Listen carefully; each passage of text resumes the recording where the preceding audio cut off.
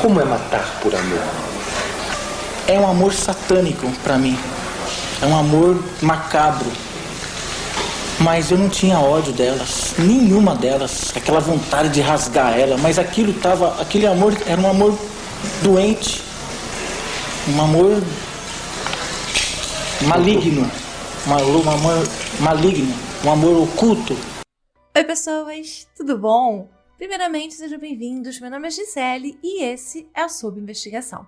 Para fazer um pouco diferente, vamos começar esse episódio com atualizações. No fim de junho deste ano, 2023, André Barbosa, o maníaco do Ceasa, foi para o regime aberto. Ele foi condenado a 104 anos de prisão em 2008 pelos assassinatos de José Raimundo Oliveira, Adriano Augusto Nogueira e Juan Valente, 3 meninos menores de idade. Tem o caso completo no episódio 16 da segunda temporada. Ele foi posto em liberdade com o uso de tornozeleira eletrônica. Ele não foi o único. Leandro Boldrini, que foi novamente julgado e novamente condenado no começo deste ano também, em 2023, por participar do assassinato do próprio filho, o Bernardo, que é o caso 10 da segunda temporada. E é o caso que, de longe, foi e é ainda o que mais mexe comigo, foi o mais difícil que eu já fiz. Eu acompanhei os 2 julgamentos. Quem ouviu o episódio sabe o quanto ele mexeu comigo e ainda mexe. Mas, no dia 14 de julho, o Leandro foi solto. Somando os anos preso e os dias trabalhado na prisão, que a cada tantos dias, você ganha um dia menos na prisão, ele somou 12 anos de pena já cumpridos. Então, isso deu a ele o direito de progressão do regime. Ele foi para o regime semiaberto, porém, segundo os órgãos de execução penal do Rio Grande do Sul, eles não tinham vaga em casa de custódia, que é para onde os apenados que vão para o regime semiaberto ficam. Então, ele foi mandado para casa com o uso de tornozeleira eletrônica também. E só abrir e fechar um parêntese aqui, ele ficou 12 anos encarcerado. O Bernardo não viveu nem isso. O Bernardo morreu com 11 anos. O que significa que o Leandro ficou muito pouco tempo preso. Eu quero agradecer também aos novos apoiadores: Rodrigo Almeida, Márcia Bonsanino, João Paulo, Joara Souza e Valdilene de Souza. O apoio de vocês é muito importante.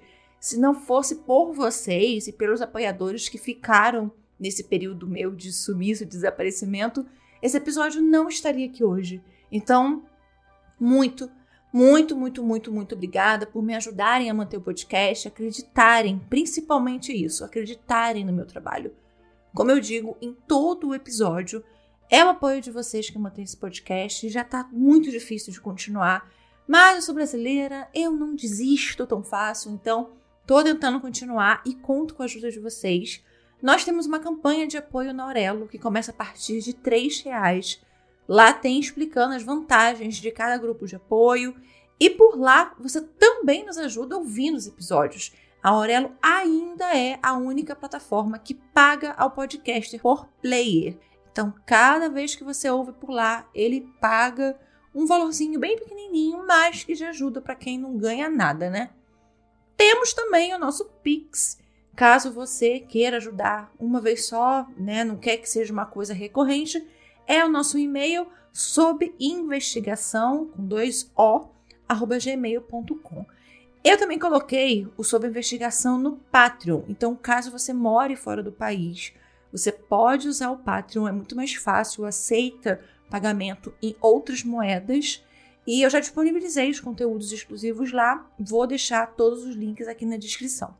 Se você ainda não deixou as suas 5 estrelas ou a sua avaliação, caso você esteja ouvindo no Spotify ou na Apple Music, avalie o podcast antes do fim desse episódio, hein? Vale lembrar que isso ajuda as plataformas a entregarem o conteúdo para mais pessoas e mais pessoas saberem da nossa existência. Recados dados? Caso alguém citado nesse episódio queira, pode entrar em contato através do e-mail na descrição deste episódio, sobinvestigação@gmail.com. Agora, bora para mais um caso. Francisco de Assis foi um frade católico nascido na cidade de Assis, na Itália, entre os anos de 1181 e 1182. O que os estudiosos religiosos relatam é que Deus teria concedido a Francisco de Assis o dom do milagre. Ele curou leprosos, pessoas com câncer, trabalhou pelos necessitados e fundou uma fraternidade que depois ficou conhecida como franciscanos. Ele era de uma família muito rica da região, mas renunciou a tudo para viver em prol dos menos favorecidos e dedicar-se à vida religiosa. Ele foi canonizado e é o padroeiro dos animais. A oração de São Francisco é muito forte. Diz assim, abre aspas, Senhor, fazei de mim um instrumento de vossa paz. Onde houver ódio, que eu leve amor. Onde houver ofensa, que eu leve perdão. Onde houver discórdia, que eu leve a união. Onde houver dúvida, que eu leve fé. Onde houver erro, que eu leve a verdade. Onde houver desespero, que eu leve a esperança. Onde houver tristeza, que eu leve a alegria. Onde houver trevas, que eu leve a luz. Fecha aspas.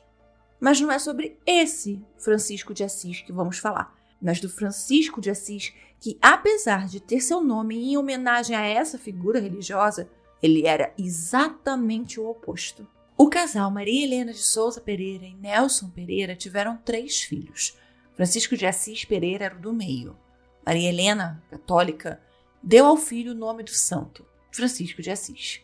Ele nasceu no dia 29 de novembro de 1967 em Guaraci, cidade do interior do estado de São Paulo, a cerca de 430 quilômetros da capital. O pai, o Nelson, ele teve inúmeros trabalhos para tentar sustentar sua família. Ele foi pescador, foi barqueiro, foi frentista de posto, foi apanhador de laranja e ele até tentou por 3 vezes ter um pequeno açougue. A cada mudança de trabalho, a família acabava também mudando de cidade, mas essa instabilidade, seja de moradia, seja financeira, não parecia afetar muito Francisco. Ele continuava a ser uma criança meiga, quieta sim, mas muito carinhosa. Na infância, ele adorava brincar de bicicleta e quando, aos 8 anos, ele ganhou seu primeiro patins, um de plástico bem simples, ele simplesmente se apaixonou. Mas sim, como os irmãos o chamavam, ele acabou sofrendo um acidente. Ele caiu enquanto patinava e um graveto entrou no seu ouvido e quase perfurou seu tímpano. Ele precisou operar, mas isso não impediu de continuar patinando. Apesar do acidente, de ter superado a cirurgia, a vida escolar do Francisco foi só de mal a pior. Ele repetiu a primeira série do fundamental e depois só voltou a estudar para concluir o ensino médio no supletivo, mas também largou para entrar no exército, onde chegou à patente de cabo. Por mais que gostasse aparentemente da vida militar, o que ele amava mesmo era patinar. Segundo Francisco de Assis Pereira, posteriormente, a sua infância não foi tranquila como seus pais diziam ter sido ou achavam ter sido. Ele alega que aos 6 anos foi abusado por uma tia chamada Diva Aparecida. Ela era algo como 12, 14, 13 anos mais velha que ele e constantemente pedia que ele ou mordesse os seus seios ou a excitasse na genitália dela. O abuso, segundo ele mesmo, teria marcado para o resto da vida. A tia, a Diva, ela sempre negou tudo. Quando eu estava na minha infância, eu tive uma tia, eu não quero julgar ela e nem vou citar o nome dela. Ela teve um ato sexual comigo de criança. Naquela época eu tive uns 6 ou 7 anos. E até hoje eu não me esqueço disso, nunca esqueci daquilo. Nunca abusei nada, imagina, que coisa. Eu tinha o que na época? Eu devia ter... Eu já era bem mais velha do que ele, era uma mocinha já, né? 15 anos, né? Se eu quisesse namorar, fazer o que ele tá falando aí, eu ia pegar um moço, um homem. O pai começou a trabalhar em um matadouro e tanto o Francisco quanto os irmãos dele frequentemente iam até lá. Ver aqueles bois sendo mortos, sendo abertos, ver o sangue, a posição em que eles eram colocados para morrerem, o fascinava tanto quanto o amedrontava, e isso influenciaria no que ele se tornaria anos mais tarde. Ainda na infância, ele tinha uma convivência muito grande com uma avó paterna dele. E um dia, o Francisco relata que quando ele tinha uns 8 anos, mais ou menos, ele matou um passarinho. E ele tentou fritar ou cozinhar esse passarinho. Só que a avó viu isso. E quando a avó viu, ela começou a gritar com ele. Chamou ele de monstro, de assassino. Então ela pegou o passarinho morto e deu pro gato da família comer. E aquilo o abalou profundamente. Ele ficou muito mal com aquela situação. Por volta mais ou menos dos 10 anos, ele começou a trabalhar para ajudar a família. Inclusive, ele trabalhou por um tempo com o pai dele em um desses açougues que o pai dele teve. Ele participou e ganhou diversas competições de patins até se juntar a um grupo de patinadores do Parque Ibirapuera chamado de Os Suicidas. Na sua adolescência, ele namorou algumas meninas. Inclusive, ele cita uma menina que fazia parte ali do movimento gótico e ela também patinava e eles se conheceram em competições.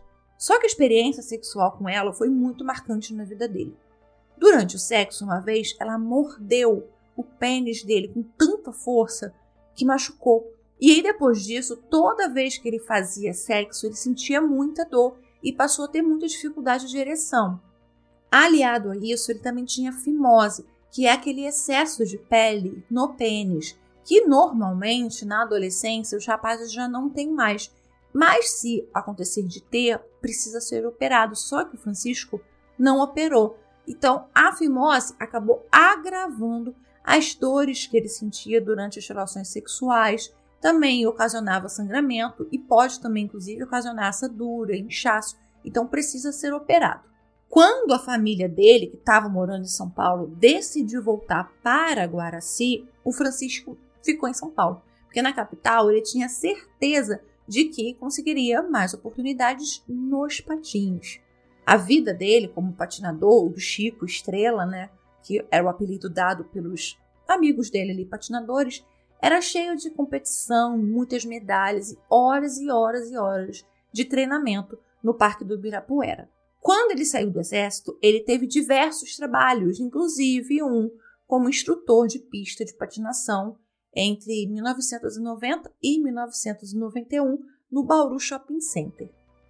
Por um ano, ele morou com uma travesti, a Tainá Rodrigues. Eles se conheceram, começaram a sair, e aí a Tainá chamou ele para morarem juntos. No entanto, a relação não levou muito tempo para ficar ruim. Eles regularmente brigavam, e brigavam muito. O Francisco dava socos no estômago dela, eles acabavam se agredindo. E depois de todo o caso, quando o caso explodiu na mídia, ela narrou como era a vida sexual deles, né? E que as dificuldades que eles tinham, porque ele tinha um problema peniano, ele tinha dificuldade de ereção, que nós já sabemos, vinha da adolescência. Então, por isso, ele frequentemente era o passivo na relação sexual. Algumas fontes dizem que o Francisco também manteve uma relação homoafetiva com um chefe que permitia que ele dormisse no trabalho, já que ele não tinha onde ficar em São Paulo. Por um período até, o Francisco morou a cerca de uns 200 metros do Parque do Estado, local esse que faria o nome dele ser nacionalmente conhecido como Maníaco do Parque. O Parque do Estado, ou Parque Fontes do Ipiranga, fica na cidade de São Paulo. Lá eles têm o Zoológico de São Paulo, o Parque dos Dinossauros, o Observatório, o Instituto Botânico, assim, tem várias coisas lá dentro. E ele fica na divisa entre as cidades de São Paulo e Diadema. E tem aí mais ou menos uns 576 hectares. É bem grande. E apesar de todos esses locais dentro do parque, ele possui uma área de mata imensa. No dia 4 de julho de 1998, corpos são encontrados no Parque do Estado. A polícia é avisada e o caso foi para o 97º Distrito da Polícia Civil de Americanópolis, que fica bem perto do parque, do outro lado. E aí, o delegado aciona a perícia. Quando a perícia chegou, o primeiro corpo visto era de uma mulher. Ela estava com a cabeça encostada no chão, joelhos no chão, mas a parte traseira dela estava erguida, sabe? Meio de 4, assim, que é, obviamente, uma posição sexual, ela também estava nua. Então, ficou muito óbvio que quem a matou colocou o corpo naquela posição porque ela entrou em rigidez cadavérica naquela posição. Então, basicamente foi uma cena montada. Inclusive, a fotógrafa desse local de crime foi até uma rocha.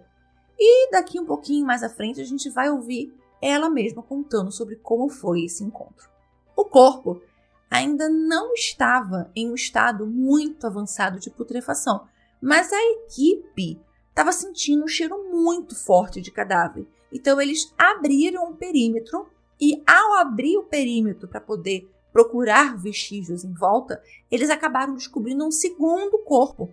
Esse corpo, também feminino, vestindo só uma calcinha preta. O estado de decomposição, de acordo com os peritos, deste corpo era de até 5 dias, podendo ser menos. O do primeiro corpo, de 24 a 48 horas. Ambos os corpos eram de mulheres, mas devido ao horário, anoiteceu nesse período entre o chamado da polícia e a perícia chegar. Então a Thelma relata que a equipe decidiu recolher os corpos e terminarem o local no dia seguinte. Então, antes, ela tirou uma foto geral do local e também uma foto para identificar a vítima, a que estava mais inteira. E aí, eles recolheram os corpos. O primeiro corpo encontrado acabou sendo identificado pelo pai, Antônio Mendes Queiroz. Era, infelizmente, a sua filha caçula, Selma Ferreira Queiroz, de 18 anos, filha dele e de Maria de Lourdes, a sua esposa. A família morava na cidade de Cotia. A Selma tinha saído de casa no dia 3 de julho para assinar os documentos da sua demissão. Ela trabalhava como balconista em uma rede de drogarias. Era dia de jogo do Brasil na Copa do Mundo de 98. Era o jogo de quartas de final entre Brasil e Dinamarca. Ela tinha combinado de ver o jogo com a família, mas ligou para casa dizendo que não conseguiria chegar a tempo e assistiria então o jogo na Praça da Sé, em um telão. No dia seguinte, no dia 4 de julho, um homem que não se identificou ligou para a casa dos pais da Selma e a Sara, uma amiga da família, atendeu. O homem dizia que tinha sequestrado a Selma e estava pedindo R$1.000 pelo resgate, falando que ela tinha uma dívida de drogas. Disse que também retornaria a ligação, só que não retornou. No dia seguinte, no dia 5, sem que o tal do homem retornasse, o pai da Selma, então, vai para a delegacia fazer o boletim de desaparecimento. E aí, ele faz a identificação no dia seguinte ao boletim de ocorrência. O laudo do IML da Selma afirmava que ela foi estrangulada e torturada, provavelmente violentada sexualmente, e os peritos chegaram a colher amostras de uma substância que achava-se ser líquido seminal. O segundo corpo encontrado naquele dia nunca foi identificado. Não demorou nem o fim de semana chegar para outros 2 corpos também serem encontrados. Na tarde do dia 6, um menino que estava procurando uma pipa que caiu no parque encontrou os 2 corpos. Novamente, a polícia é notificada sobre o encontro e vão para o local. O estado de putrefação já estava muito avançado e os corpos estavam parcialmente nus. Com o encontro de mais vítimas, a Polícia Civil, então, decidiu pedir ajuda ao grupamento especializado em mata da polícia para vasculharem a mata do Parque do Estado à procura de outros corpos que eles tinham certeza que tinha. No dia 8 de julho, a 1 quilômetro do início da busca, um dos policiais do grupamento especializado achou uma ossada e a poucos metros ele achou outra ossada. Então já eram 6 corpos e não seriam os últimos. O primeiro corpo estava a 2 quilômetros para dentro da mata andando e o outro a mais ou menos uns 20 metros dele. Um estava sem roupas, em decúbito dorsal, e o segundo com uma blusa preta também em decúbito dorsal. Os policiais acharam um buraco também lá nesse dia e dentro desse buraco tinham bolsas, tinham objetos femininos, tinha um cartão da C&A em nome de Rosinalva Patriota Romeu, tinham shorts, sapatos, várias coisas. A primeira reportagem sobre o que estava acontecendo foi uma reportagem da Folha de São Paulo no dia 8 de julho pela manhã. Ele falava sobre os corpos descobertos no parque que seriam vítimas de um crime sexual.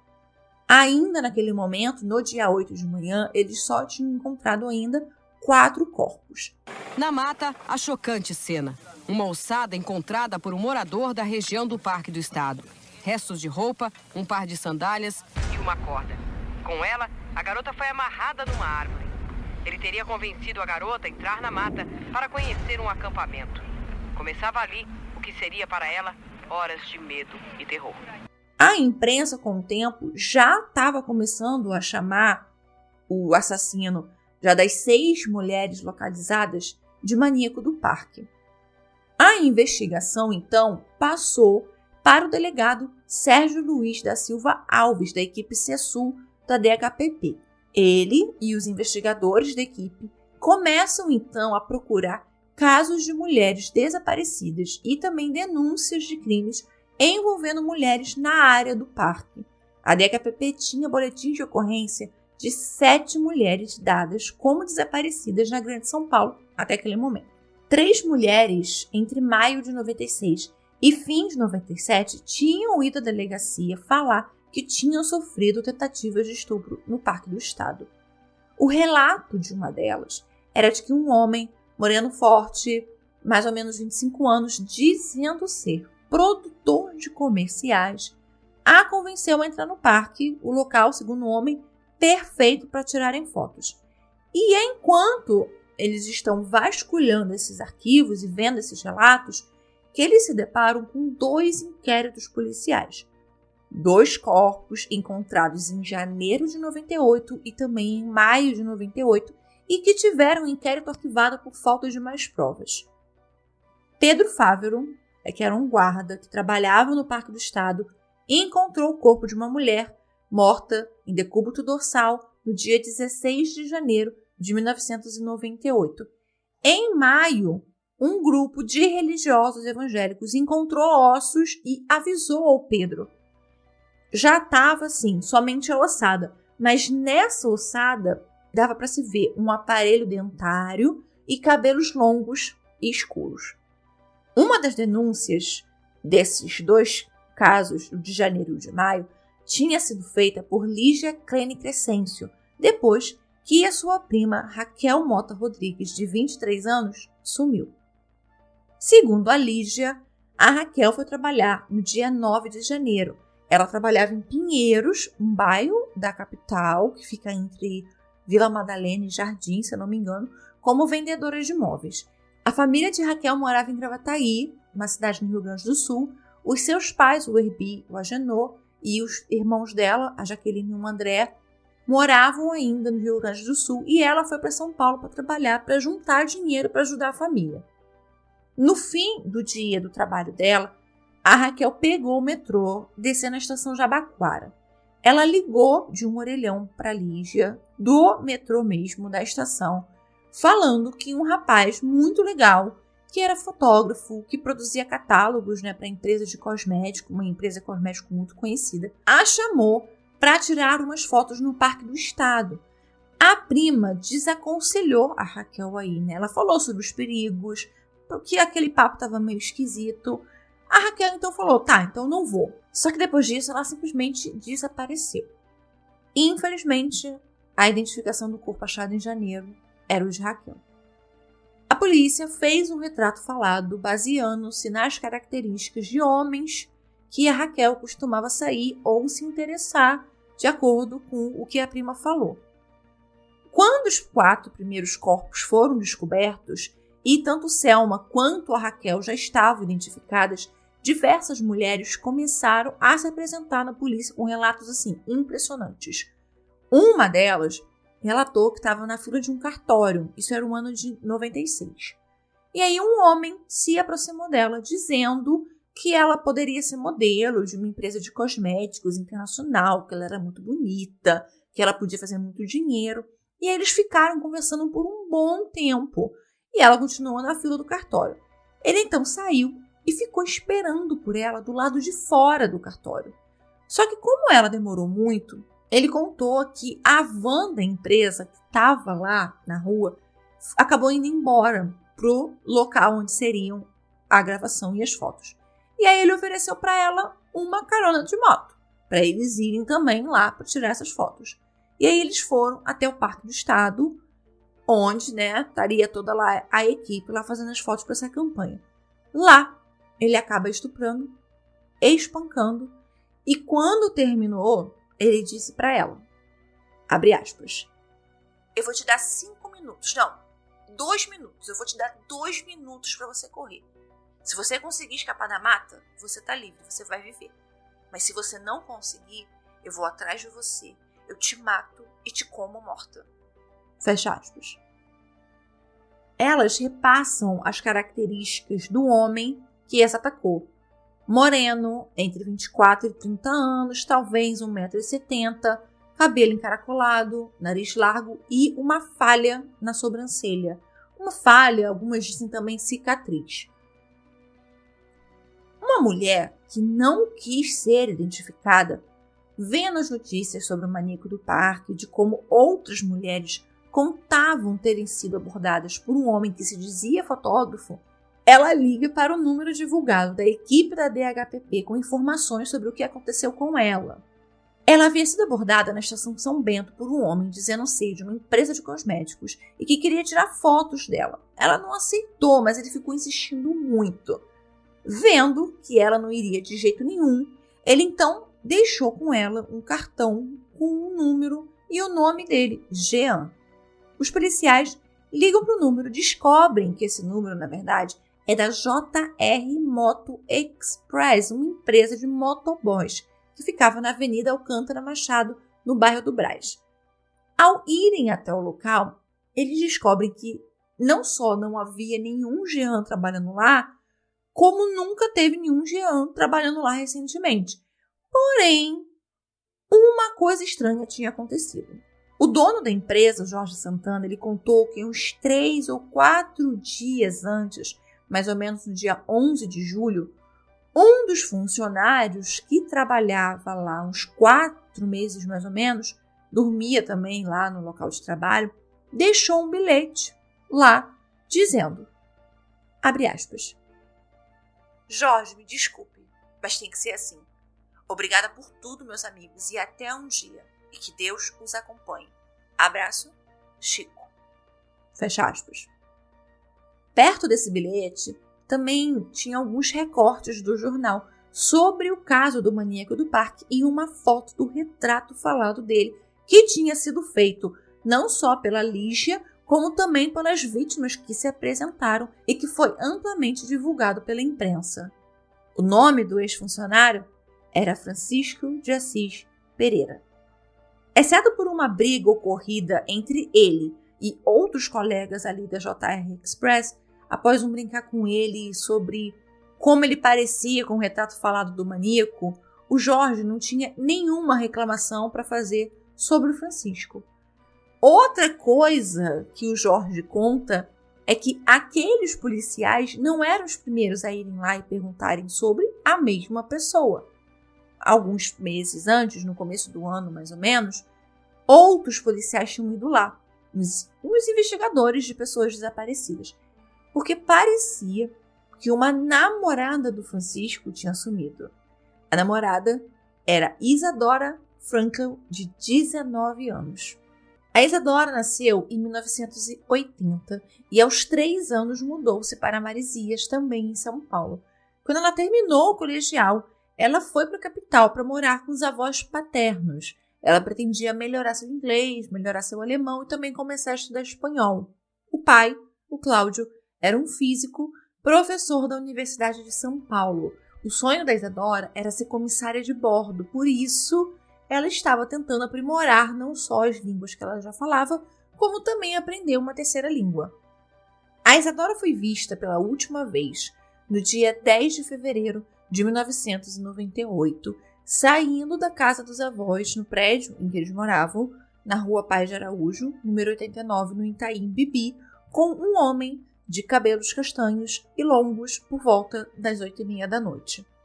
Dias depois que a Isadora sumiu, no dia 13, uns cheques dela, nos valores de R$200 e de R$50, batem na conta dela numa agência do Itaú, na cidade de Jardim. E aí o pai dela pega as cópias desses cheques e vai até a delegacia com essas cópias. Um dos cheques tinha sido usado em uma loja de acessórios de moto na compra de um capacete. Como o nome do cheque era o de Isadora, a vendedora pediu para que o homem anotasse no verso do cheque o RG dele e um número de telefone. E ele colocou o RG dele real e o número de telefone do local onde ele trabalhava. O nome da pessoa era Francisco e o número era o da JR Moto Express. O cheque, no valor de R$50, estava inclusive com uma assinatura claramente falsa. Quando os investigadores da Delegacia de Desaparecidos foram falar com o Francisco sobre o desaparecimento da Isadora, a justificativa dele era de que os dois eram namorados e que os cheques ela deu a ele como presente de aniversário. Ele estava conduzindo a moto dele sem capacete e ela, como uma namorada preocupada, deu o cheque para que ele comprasse um capacete para ele. O outro cheque ele usou para pagar por alguns almoços em um restaurante perto da sede da empresa que ele trabalhava e que tinha ficado pendurado.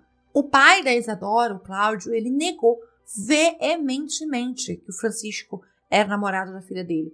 Ele rebateu a história na hora. A filha namorava um menino chamado Arthur.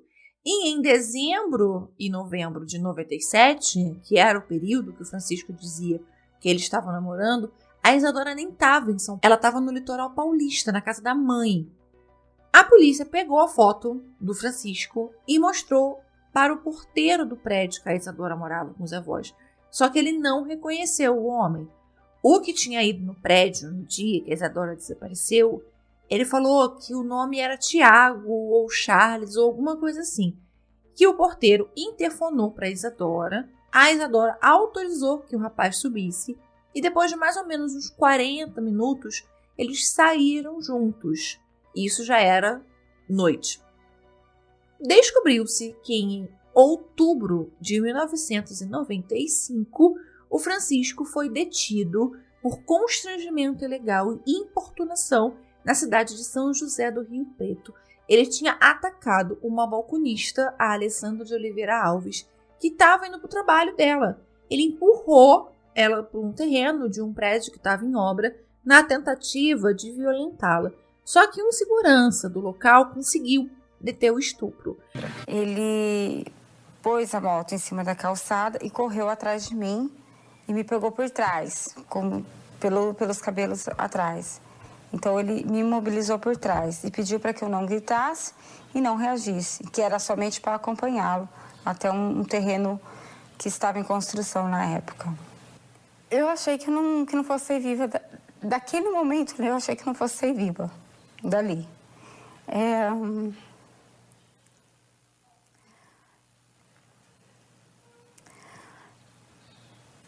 Eu achei que ele fosse me matar, realmente. Eu fiquei muito desesperada. Fica, assim, a lembrança, assim, a sensação de que você é impotente contra uma pessoa que está tentando fazer algum mal contra você. Ele foi preso em flagrante, só que ele ficou preso? Não. Ele pagou R$80 de fiança e foi solto. E o caso acabou não andando. Com todos esses elementos, com todos esses indícios voltados para o Francisco, a prisão temporária dele foi decretada no dia 15 de julho de 1998. Só que o Chico Estrela já estava muito longe. No dia 24 de julho, o Jorge, lá da JR Moto Express, ligou para o delegado Sérgio e pediu para que ele fosse com urgência até a empresa. O vaso sanitário do quarto onde o Francisco dormia tinha entupido. Na tentativa de desentupir, um encanador tirou o vaso do chão e, quando ele fez isso, ele encontrou diversas coisas, papéis, um monte de coisa e também documentos parcialmente queimados. O RG de uma pessoa, de uma mulher, estava queimado no encanamento do banheiro. Era o RG da Selma. Então, ali, naquele momento, se a polícia tinha qualquer dúvida do envolvimento do Francisco, ali, pronto, acabou essa dúvida, já não tinham mais. A foto do Francisco rodou o país inteiro e deu-se início à caçada ao maníaco do parque. Os pais do Francisco, a Maria Helena e o Nelson, deram várias entrevistas falando que eles não acreditavam que o filho deles tinha feito uma coisa daquelas, ele era um rapaz normal, ele era muito amoroso, muito tranquilo, e que ele com certeza não era o maníaco do parque. Como é para uma mãe ter um assassino como filho? Essa pronúncia para mim não existe. Assassino, maníaco do parque. Para mim, que sou mãe, não. Como é que a senhora vê o seu filho? Hoje eu vejo ele assim, o Francisco, que sempre foi meu. Um menino bom, um menino que sempre conviveu com a sociedade. Para mim, sempre que se torna falar no nome do Francisco, é dolorido. Eu quero me conter, mas não consigo, nunca. Acho que eu nunca vou conseguir as pessoas pronunciar para mim o nome dele. Como é que a senhora o criou? Eu criei o Francisco como uma criança normal. A dona Maria Helena, inclusive, ela chegou a tentar receber lá na JR Moto Express os valores, o dinheiro dos últimos dias trabalhados do filho dela. A DHPP conseguiu uma gravação com uma emissora de TV em que o Francisco dava uma entrevista. A reportagem era sobre patinadores noturnos. E aí, essa gravação foi mostrada para Sara, a amiga da família, da Selma, que estava na casa e que atendeu a ligação. E aí ela reconheceu a voz. A voz daquela gravação era a mesma voz do homem que ligou pedindo dinheiro em troca de libertar a Selma. As buscas no parque ainda estavam acontecendo e deu resultado. No dia 28 de julho, mais 2 corpos foram encontrados, um perto do outro. Então agora já eram 8. A terceira vítima do maníaco do parque é identificada. Ela é Elisângela Francisco da Silva, de 21 anos. O IML conseguiu identificá-la pelas impressões digitais. A Elisângela estava morando há 2 anos em São Paulo com uma tia. No dia 9 de maio de 1998, ela tinha sumido. O último lugar que ela foi vista com vida foi na Avenida Rebouças, em Pinheiro, depois de sair de casa para ir para o shopping Eldorado. O que também a polícia conseguiu foi coletar líquido seminal de um dos corpos. O IML extraiu a amostra contendo 45 espermatozoides e acabaram não conseguindo obter o DNA. E aí eles enviaram, então, esse material para o Centro de Investigações de Crimes Sexuais da Universidade de Mogi das Cruzes. Mas eles também não conseguiram obter DNA. Segundo esse centro, além de ser necessário no mínimo 50 espermatozoides na época para conseguir o DNA, a amostra tinha sido muito mal colhida. O corante usado pela perícia estragou a qualidade da amostra e eles também não tinham colhido com suave, que é um cotonete bem grande assim, usado para colher este tipo de material. Ao invés do suave, eles tinham usado uma escápula ginecológica, que não é o ideal. Uma ex-namorada de Francisco, chamada Janete Nogueira Lemos, de 22 anos, dá uma entrevista contando que em 1995 ela engravidou dele, mas que o Francisco negou que fosse o pai da criança e terminou tudo com ela. A criança nasceu, era um menino e já estava com 2 anos e meio, mas nunca foi feito exame de DNA para se comprovar se a história era verídica ou não. Eu não achei nada que comprovasse que realmente a criança era filha do Francisco ou não, mas a imprensa começou a dar notícia de que o suspeito de ser o maníaco do parque era pai. E a procura pelo Francisco continuava. As pistas levaram o rastro dele até o Mato Grosso do Sul. O segundo corpo encontrado no dia 28 de julho também foi identificado. Era o de Patrícia Gonçalves Marinho. Ela trabalhava como balconista nas lojas brasileiras, uma rede de lojas de departamento que fechou, inclusive, no ano seguinte, 99. Ela sumiu no dia 17 de abril de 1998, sem deixar rastro. Quando o corpo dela foi encontrado, parte dos lábios estavam faltando, eles tinham sido arrancados por mordidas. Os primeiros corpos encontrados, na verdade, tinham sido as últimas vítimas do maníaco, no caso da Selma, pelo estado dos corpos e exames do local de encontro de cadáver. Então, o primeiro corpo, o da Selma, foi a última vítima do maníaco do parque. Com o caso estampado em todo jornal, revista, cobertura na televisão, e a gente sabe como é em casos assim, né? Então, pais e mães com filhas que tinham traços parecidos com as vítimas identificadas começaram a procurar a DHPP, como foi o caso de Nelson Carsoni. A filha dele, a Rosana Célia, de 23 anos, morava a uns 600 metros do parque. Ela saiu no dia 16 de junho de 1998 e não voltou. Ela tinha um filho de 2 anos, o Bruno, e o pai dela estava convencido de que ela era um dos corpos encontrados e não identificados. Ele deu entrevista, ele fez cartaz, ele ia diariamente na delegacia, ele fez tudo o que ele podia para que a imprensa falasse sobre o desaparecimento da filha dele. Porém, a Rosana, na verdade, estava vivíssima. Ela não tinha sido vítima do maníaco ou de qualquer outro criminoso. Ela tinha fugido de casa com a roupa do corpo, porque, de acordo com ela, a madrasta pegava muito no pé dela. E como ela não estava conseguindo emprego, queria ficar longe tanto do pai como da madrasta, ela simplesmente foi embora, veio aqui para o Rio de Janeiro sem avisar ninguém. Aqui no Rio, ela conheceu uma senhora e essa senhora deixou morar de favor em uma das casas que ela tinha numa vila bem pequenininha em Vila Isabel, que fica aqui na Zona Norte.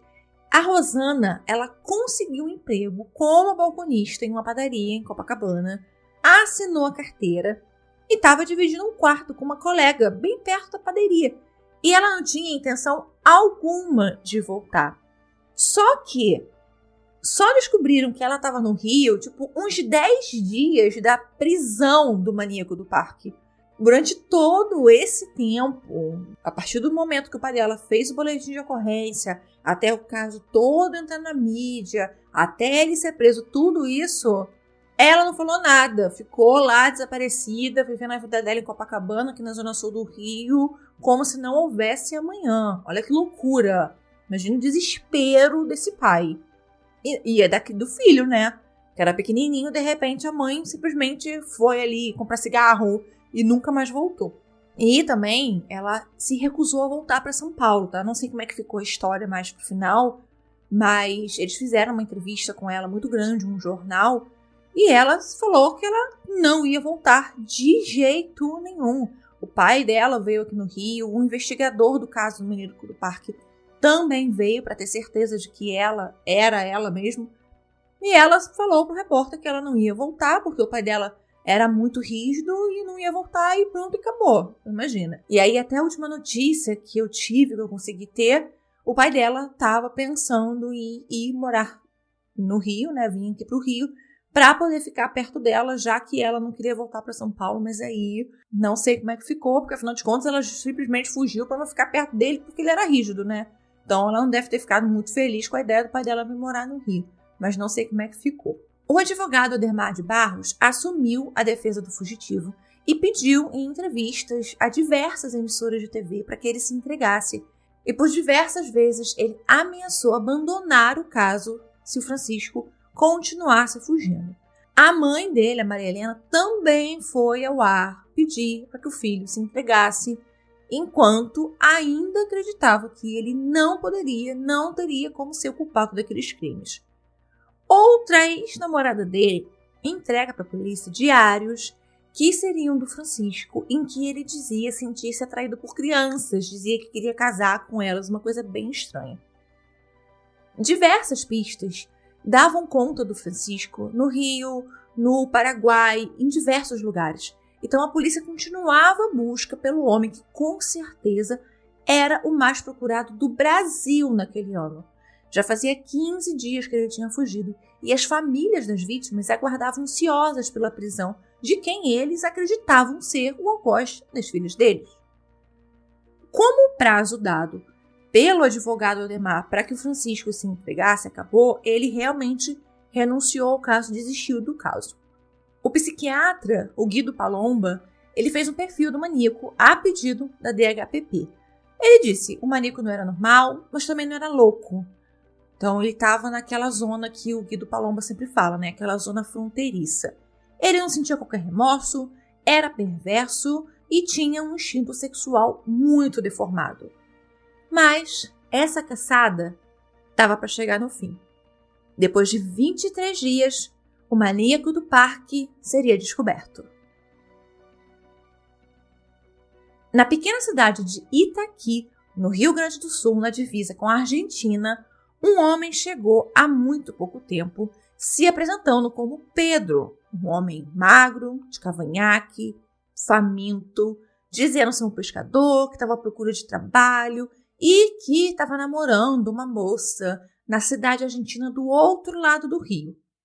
Como eu já disse, o caso do maníaco do parque tomou proporções assim, nacionais.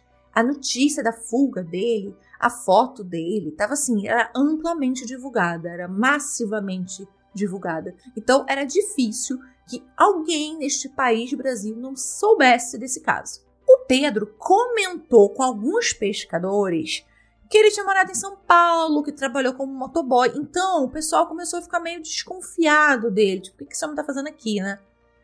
O João Carlos Dornelles Vilaverde e a esposa dele viram as fotos do Francisco de Assis Pereira na TV e eles tinham quase certeza de que aquele homem chamado Pedro era o tal do homem que estava na televisão.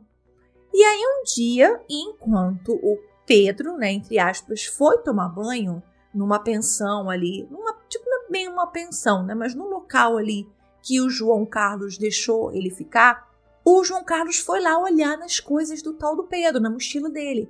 E aí lá dentro estavam o RG do Francisco e várias fotos, diversas fotos. Foto dele de infância, foto com a mãe, foto com o pai, foto dele patinando, foto dele com namorada, várias fotos. Então ele teve a certeza.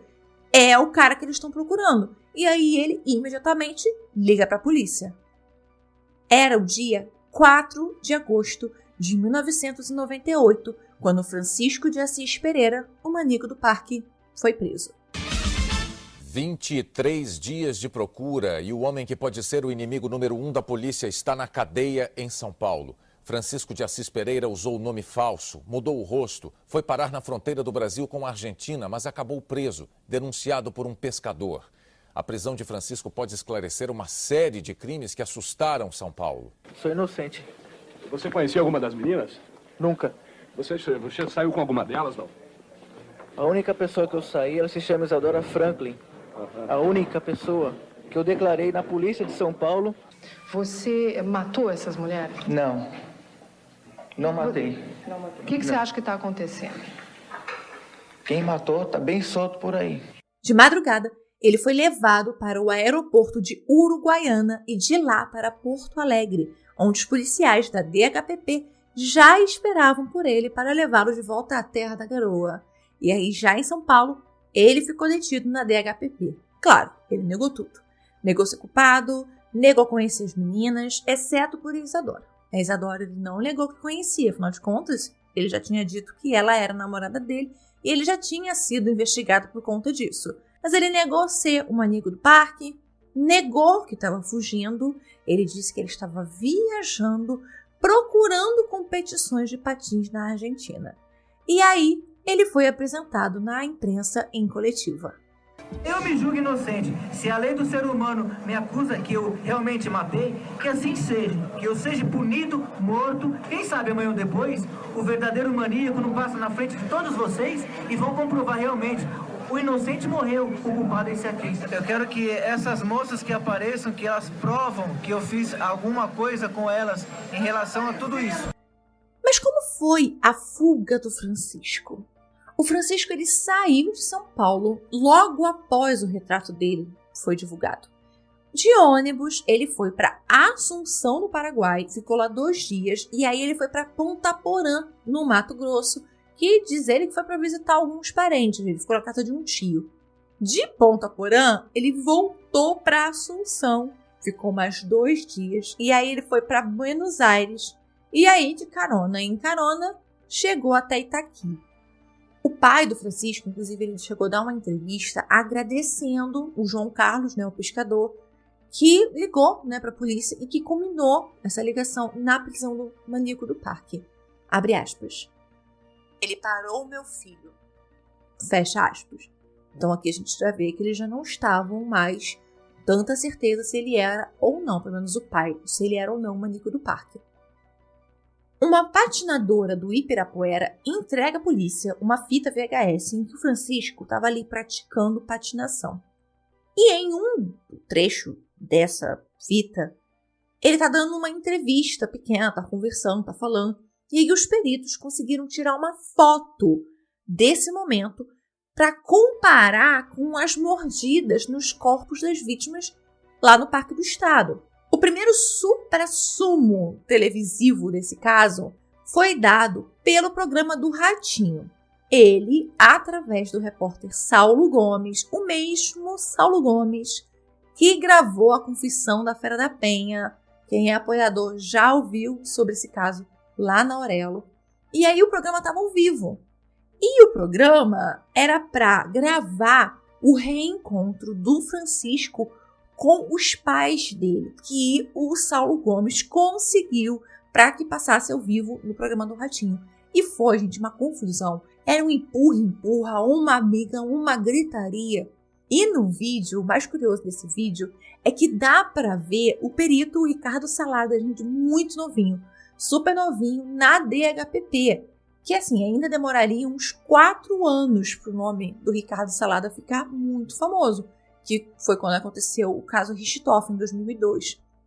Depois eu vou até postar para vocês um trecho desse vídeo. Eu já postei, mas eu vou postar de novo para vocês um trecho desse vídeo onde aparece o Ricardo Salada lá no dia da apresentação que houve esse reencontro da família com o maníaco do parque.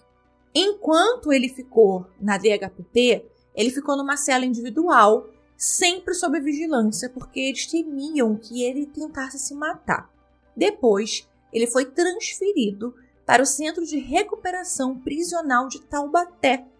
No dia da transferência, tinham mais de 1.000 pessoas na frente da casa da detenção para tentar linchá-lo. Bem, o Ademar de Barros tinha desistido da causa, então a defesa dele foi assumida pela Maria Elisa Munhol, a mesma advogada que também atuou nas defesas dos acusados da escola base e do caso Bodega, que são os episódios 12 da segunda temporada e o episódio 4 da terceira temporada. E auxiliando tinha o Biratã Castro de Alencar e o Lineu Cardoso, os 2 advogados também.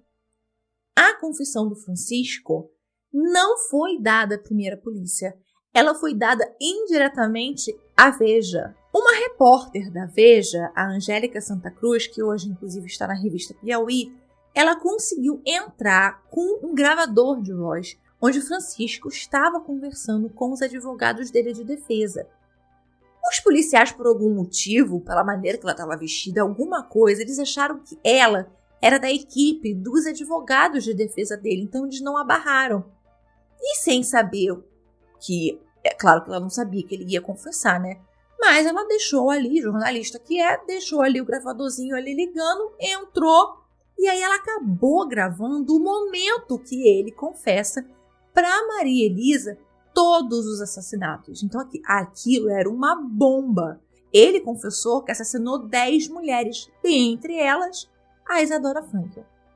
Foi tão surreal as coisas que o delegado do caso, o Sérgio, ele soube que o Francisco era realmente o maníaco do parque porque a redatora da Veja ligou para ele avisando que no dia 12 de agosto a capa da revista ia ser a confissão do Francisco de Assis, porque eles tinham gravado essa conversa e lá estava a confissão. Então, a Polícia Civil se mexeu para que quando a capa saísse, o Francisco já tivesse passado pelo interrogatório e que eles já tivessem no inquérito essa confissão. A perícia, inclusive, levou o Francisco para um dentista forense para poder fazer o molde da arcada dentária dele. Lembram ainda sobre a Thelma Rocha, a foto que ela tirou de reconhecimento quando acharam o corpo da Selma? Nesta foto de identificação, saiu a marca de uma das mordidas que ela tinha no braço esquerdo. E foi com a ajuda dessa foto que a polícia conseguiu um esboço da arcada dentária do assassino. Eu vou deixar vocês ouvirem a Thelma contar em uma ida dela a um podcast lá no YouTube. Ouçam aí a Thelma contando. Maníaco do Parque, cai para nós uma ocorrência no final da tarde, né, de uma mulher encontrada dentro do parque do parque não é ecológico. Não, eu esqueci o nome. É lá do lado do Safari. Parque do Estado, pronto. Dentro do Parque do Estado. Ok, se dirigimos para lá e a maturidade, né, faz com que você não seja um bom profissional. E eu não fui uma boa profissional nesse caso. Eu já tinha 4 anos de carreira, mas eu acho que em especialização de homicídio, 4 anos é nada, né? Eu acho. E aí era um corpo de uma mulher completamente nua, só de sapato, e numa posição como se ela estivesse de 4. Né? Então ela estava com os joelhos e os cotovelos apoiados no chão. Hoje, eu bateria o olho nesse caso e falaria assim, caraca, que caso é esse? Por quê? Porque existe a rigidez cadavérica, certo? Então, assim que você morre, vai acontecer a rigidez do seu corpo. Demoram horas para acontecer a rigidez completa. Então, se ela está nessa posição, é porque ela foi colocada nessa posição depois de morta. Você concorda comigo? Caramba, eu estou diante de uma anomalia, né? Eu estou diante de uma coisa que foge do comum. Não é comum você encontrar um corpo nessa posição. Não é comum você encontrar mulheres completamente nuas, só de sapato, dentro de um parque. E o cheiro não era compatível. Então, do mesmo jeito que tem... Do mesmo jeito que tem a rigidez cadavérica, já começa a ter também a proliferação da fauna, né, cadavérica, e aí você vai entrando em estado de composição e vai exalando o cheiro. O cheiro não era compatível com o tempo de morte daquela vítima. Ela não estava... em decomposição. Não estava. E aí se estendeu um pouco aquela área que nós estávamos e alguém avistou um corpo mais para dentro da mata. Aparentemente era uma outra mulher, porque você via uma alça de sutiã, e ela, sim, num estado de decomposição absurdo. Ao ponto de você não saber compleição física, você não sabia se era magra, você não sabia se era branca ou negra, você não conseguia ver na decomposição tão avançada que já estava. E aí, naquele momento, falou, poxa, então não é um corpo, são 2 corpos. Não, tem alguma coisa errada. Ali já começaram, tem alguma coisa errada, olha, vamos fazer o seguinte. Não, já anoiteceu, né, porque foi no final da tarde, né, nesse desenrolar já tinha caído a noite, não tem mais visibilidade, nós estamos falando em 1998. Então, era raro você ver, poucos policiais andavam com lanterna, mesmo porque a gente estava ainda num plantão diurno, né? E aí ficou resolvido ali, naquele momento, entre as pessoas que tinham que resolver, que a gente não ia fazer aquele local. Ia ser recolhido esses corpos para o IML, né?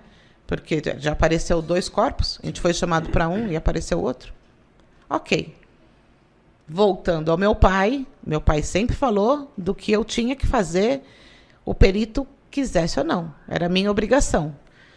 Os amigos dos meus pais falavam, você tem que chegar no local e você tem que fazer determinadas fotos, é sua obrigação.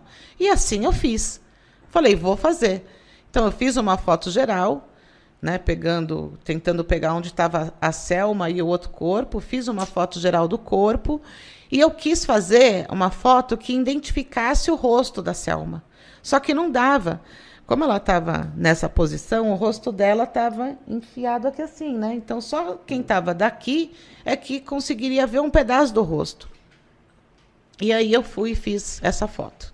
O papiloscopista ainda me ajudou, me colocou um papelão no chão para que eu pudesse ajoelhar e conseguisse ter um ângulo ali para conseguir pegar aquele rosto. Muito bem. Viemos embora. No dia seguinte, né, nova ida ao Parque do Estado, eu não estava junto. Estoura-se o caso Maníaco do Parque. Aí sim o caso veio à tona. Porque foram encontrados mais corpos. E aí foi encontrando ossadas. Se não me engano, foram 8 vítimas. Tudo no mesmo lugar? Tudo no mesmo lugar. E aí foram aparecendo as vítimas, né? E quando estourou o caso, cadê as fotos? Né? Cadê as fotos? E aí, cadê as fotos? Quando viram que tinham 3 fotos no local, comeram minha alma, né? Me paparam viva, né? Falou, porra, mano, você tá louca? O que você fez? 3 fotos? E aí eu fui taxada de incompetente para baixo. Do mesmo jeito que eu fui colocada abaixo do tapete, quando veio essas fotos, nessa foto que aparecia a identificação do rosto da Selma, no cantinho da foto veio o ombro dela no enquadramento e você via nitidamente no ombro uma mordida. E aí, em contato com o médico legista, a gente ficou sabendo que o maníaco do parque, ele mordia a vítima. E aí, nós trabalhávamos com 3 peritos dentistas, de formação dentistas. Eles, quando se chega no suspeito maníaco do parque, e lembra-se que tem essa foto, fizeram um molde da arcada dentária dele, né? E viram que era completamente compatível com aquela foto. E aí pegaram essa foto minha, que não prestou, né? Lembra? Não prestou, né? Com essa foto. E quem ampliou a foto recebeu honras e méritos. Mas não fui eu. Depois, então, disso tudo, a defesa precisou mudar a estratégia, porque antes eles estavam dizendo que ele era inocente. Então, eles iniciam a narrativa da tese da inimputabilidade, que quer dizer o quê? Que ele não pode ser julgado porque ele tem uma doença mental. O Francisco prestou um depoimento muito longo na polícia e aí ele relatou como ele matou as suas vítimas. A última tinha sido a Selma. Era o dia do jogo Brasil e Dinamarca. Ele estava no trabalho com alguns colegas, bebendo cerveja, se preparando para assistir ao jogo. Mas mudou de ideia e saiu para ver a disputa no telão da Avenida Paulista. Ele pegou um patins, pegou uma bandeira do Brasil, uma corneta, um Walkman e foi. Na Avenida da Liberdade, ele viu a Selma sentada. E aí ele puxou o assunto com ela e conversaram. Conversa vai, conversa vem. Ela contou que tinha sido demitida de uma rede de drogarias. E aí ele a convidou, segundo que ele contou, para irem ao Parque do Estado, conhecer um acampamento, e ela aceitou. E aí os dois foram andando até a Avenida Alcântara Machado, que era onde ficava a JR Moto Express, para pegar a moto que ele usava, que era uma motinha, uma 125 cilindradas. Ela entrou, colocou uma roupa dele de patinador, que é umas roupas de lycra, né?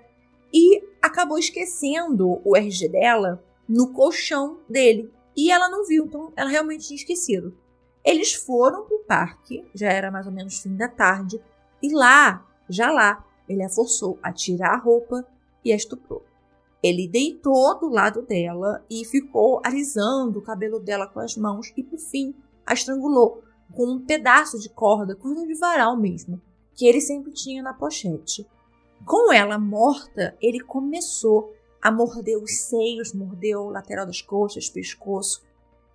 Depois que ele deixou ela lá, ele ainda voltou na mata para ficar um pouco mais com o corpo e depois a posicionou com um quadril para cima, que é como ele foi encontrado, como se ela tivesse de 4. A primeira vítima fatal, na cronologia dele, era a Pitusha, uma menina de 15 anos que ele tinha matado em outubro de 1997. Isso, a cronologia dele. Ele e Pitusha estavam lá no Ibirapuera, ele tinha ido lá para encontrar alguns amigos e aí ele a viu. E quando ele a viu, surgiu a vontade de matar. Então, em seguida, ele foi lá, puxou conversa e ela topou ir com ele para o Parque do Estado. O convite, na verdade, era para eles irem para uma pista de skate no Golden Square Shopping, na Avenida Kennedy, em São Bernardo do Campo. Mas quando eles passaram pelo parque, ele perguntou se ela não queria acampar e aí eles entraram. Ele também a estrangulou com um pedaço de corda de varal e a jogou dentro de um buraco, seminua. Ele diz que ele voltou depois no local, só que ele não encontrou o corpo e aí ele achou que tinha esquecido onde ele tinha deixado o corpo e deixou pra lá. Você, nessa altura, já tinha sentido vontade de matar? Eu tinha medo. Bem antes eu tinha medo. Só que nesse dia, eu acredito que nesse dia, foi o que aconteceu, o meu primeiro delito. Porque eu fui pro Ibirapuera. Eu vi meus amigos e uma garota que diziam ser minha namorada, que ela nunca foi minha namorada, eu vi ela uma vez, foi a segunda vez que eu vi ela no meio do pessoal. Então eu fiz um convite para ela, um convite enganoso. Foi na hora que eu fiquei afobado, fiquei uma coisa assim. Eu comecei a conversar com ela rapidamente, ela falou, não, aceitou, foi, e vamos. E fomos para lá, para a Mata do Estado. Aonde foi essa garota? Como era o nome dela? Pitusha. Em janeiro de 98, ele encontrou a Raquel.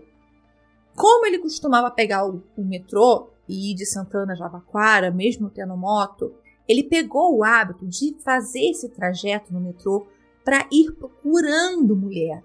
Uma que parecesse triste, que tivesse de cabeça baixada, ou tivesse muito calada, tivesse olhando para nada, que de acordo com ele, era essa mulher que com certeza cairia na lábia dele, porque estava sensível, estava fragilizada.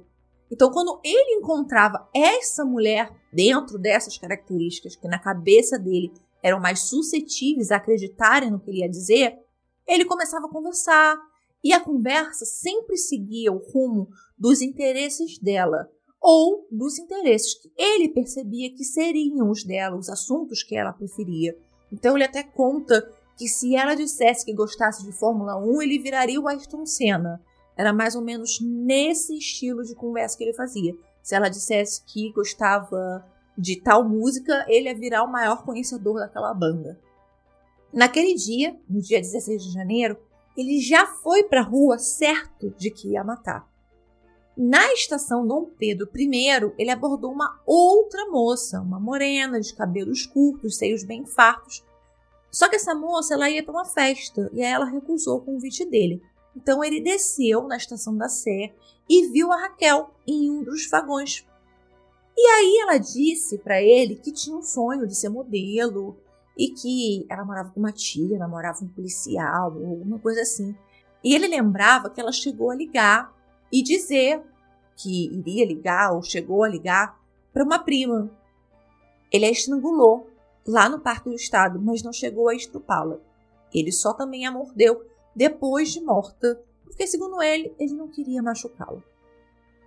A Patrícia e ele conheceram-se em uma galeria de roqueiros e patinadores no centro de São Paulo. Ela morava com uma tia, que chamava Josefa, e ela sonhava em ser modelo, ela era vendedora. Então eles conversaram sobre música e sobre um tal acampamento que existiria no Parque do Estado. Então a moto dele estava ao lado do Teatro Municipal e ela concordou em ir andando com ele para pegar a moto e depois eles irem de moto para o parque. E o modus operandi dele para matar foi o mesmo. A penúltima vítima que ele fez foi a Elisângela. A família da Elisângela é de Londrina, no Paraná, mas desde 1996 ela morava também na casa de uma tia em São Paulo. Ela abandonou a escola na 7ª série, dadas as dificuldades financeiras da família. E ela também cuidava da filha de uma prima. Ela era evangélica, inclusive na época que ela veio a falecer, ela tinha acabado de sair da Igreja Batista, tinha ido para Deus em Amor, Uma amiga naquele dia tinha deixado ela no Shopping Center Eldorado, mais ou menos umas 6 da tarde. E aí, quando anoiteceu, ela estava lá andando com algumas amigas no shopping, mas ela decidiu ir embora sozinha. E aí é nessa ida para casa sozinha que o Francisco se aproximou, dizendo ser um fotógrafo, que ele tinha uma proposta tentadora. E ele conseguiu convencer ela. E ela aceitou ir para o parque para fazer algumas fotos para essa revista de cosméticos que ele trabalhava. E lá, antes mesmo dela fazer a primeira pose, ele a agarrou pelo pescoço. E a Elisângela, ele conta que ela lutou muito pela vida dela, mas ela não conseguiu. E o Francisco a estuprou e a esganou até a morte. Nessa fase de inquérito ainda, o Francisco confessa a morte de mais uma mulher, chamada Rosilda Franco de Oliveira, de 20 anos, mas não foi possível confirmar. Ele fez a identificação por foto. No dia seguinte de toda essa confissão que ele faz, ele é levado para o parque para apontar aonde estava o corpo da Isadora. E ele foi direto onde ele deixou o corpo, que já estava engrossada, e os ossos estavam queimados. A Isadora estava andando pela rua e o Francisco estava de moto. Ele estava parado no sinal e ele, parado ali no sinal, viu ela. E aí ele decidiu parar a moto do lado dela, onde ela estava no sinal, quase em frente assim, aproveitando ali que ela estava esperando para o sinal abrir. E ele começou a puxar assunto. E aí ela contou que ela queria muito ser aeromoça, e que ela estava estudando. E aí ele a convenceu de novo a ir pro parque com ela. Lá ele começou a beijá-la à força e a gritar para que ela ficasse parada, porque ela não ficava parada. E aí ele mordeu os seios dela, rosto, coxa, nádega, braço. Ele mordeu muito. E ele ordena que ela depois se vista, coloque a roupa de volta. Ele abraça ela, deita com ela no chão, mas com um pedaço de madeira, ele pressiona o pescoço e a mata.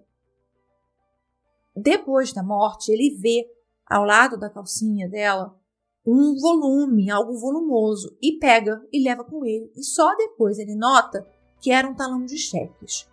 Por 2 vezes, ele ainda volta onde a Isadora foi deixada para passar a mão no corpo dela. Em seguida ao seu interrogatório sobre o sumiço da Isadora, o Francisco saiu da delegacia e foi para o Parque do Estado, onde o corpo estava, tirou o combustível da moto e colocou fogo no corpo para que, na cabeça dele, caso encontrassem, a polícia não ligasse a morte dela a ele. Através de uma foto que eles mostraram na delegacia para o Francisco de várias mulheres desaparecidas, ele reconheceu uma outra vítima, Rosa Alves Neto, de 21 anos. A Rosa foi vista pela última vez no Parque do Ibirapuera, no dia 24 de maio de 1998.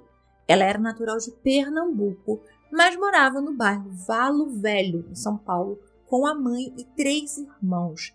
Ela estava no 3º ano do ensino médio e também estava trabalhando em uma empresa chamada Marluvas. Ela saiu de casa no dia 24 vestindo calça jeans, uma blusinha preta, um tamanco de pano preto. Os pais estavam viajando, então ela foi passear um pouco. Ele narra que a viu chorando e ela contou que estava desempregada. E aí ele também conseguiu a convencer a ir para o parque lá. Ele a estrangulou. Ela tinha um bip, para quem ainda não era nascido nos anos 90, que não é o meu caso, infelizmente, talvez não saiba o que um bip é. Mas é só procurar, gente, né? No Google, o que vocês acham que é. Então, ela tinha um teletrim, que até chegou a ser encontrado em Barueri, perto de um hospital, na época das buscas por ela. A Rosa, ela foi identificada através dos exames de arcada dentária. Em todos os casos, a motivação dele era, nas suas palavras, morder a carne das vítimas. A mordida o excitava, mas não há provas de que ele realmente tenha comido, literalmente, alguma delas, que ele tenha arrancado um pedaço e engolido. Não tem provas disso. Mas das mordidas tem, porque todos os corpos foram encontrados com mordidas profundas. Uma outra desaparecida, Michele dos Santos Martins, de 20 anos, A polícia também acreditava que era uma das vítimas dele. Um outro corpo que tinha sido achado e já estava até enterrado, não tinha identificação, né? Estava enterrado no cemitério de Perus, acabou sendo exumado para fazerem uma tentativa de identificar e saber se era Michele. Quando aquela coletiva de imprensa foi realizada, aquela coletiva da prisão do maníaco do parque, a operadora de caixa de mercado, Sandra Aparecida de Oliveira, de 19 anos, viu, estava assistindo na casa dela, e ela começou a passar mal, muito mal. Porque aquele homem preso e que a polícia estava mostrando numa coletiva de imprensa, o maníaco do parque, era o homem que a violentou. A Sandra, ela tinha ido ao Ibirapuera no dia 9 de novembro de 97. Ela tinha brigado com o marido e eles tinham um filho de 2 anos. E ele queria se separar. Só que na época ela não tinha emprego, então ela ficou desesperada, pensando como é que eu vou sustentar meu filho. Para esparecer um pouco, ela foi pro parque, pro Ibirapuera, né? Para ver os patinadores que ficavam ali sempre embaixo da marquise, numa marquise projetada pelo Oscar Niemeyer, que fica no Ibirapuera. E aí esse homem se aproximou, todo mundo chamava ele de Chico Estrela. Ele começa a falar o quanto que ela era bonita, o quanto que ela poderia, ser modelo, e que ela era exatamente o tipo de mulher que ele estava procurando para posar. E aí ela pergunta para ele, tá, mas quanto que você vai me pagar para posar? E ele diz que pagaria a ela R$700. Bem, ela estava precisando de trabalho.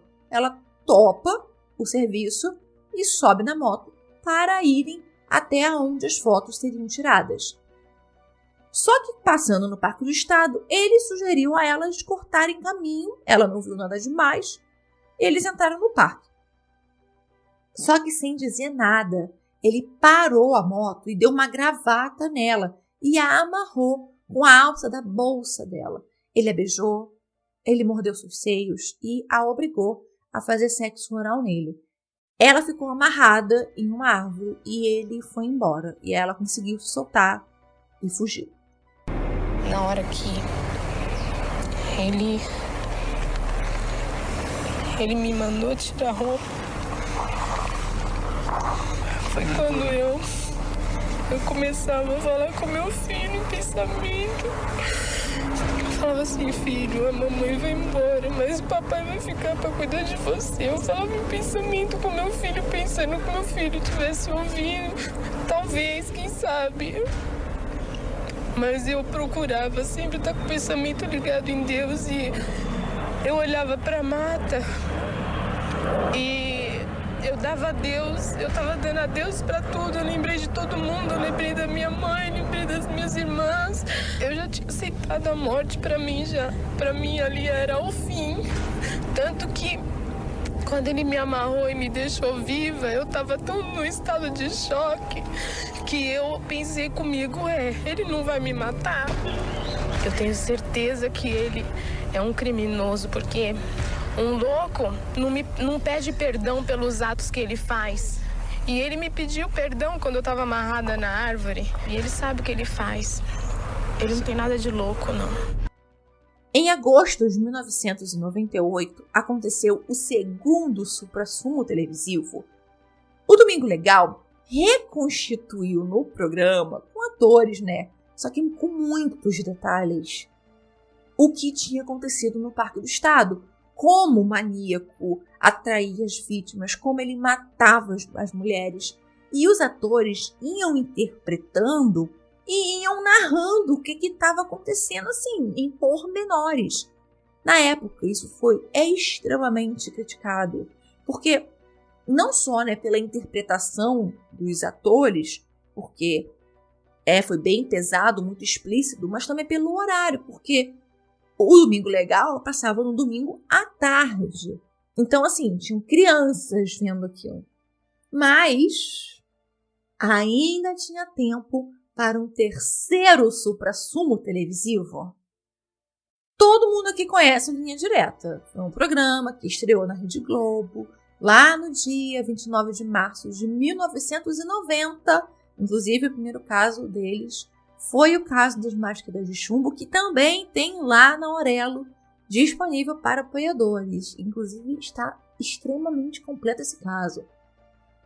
O Linha Direta no programa que o jornalista Hélio Costa tinha pensado em fazer mais ou menos nos moldes do Unsolved Mysteries, que agora inclusive é uma série na Netflix, né?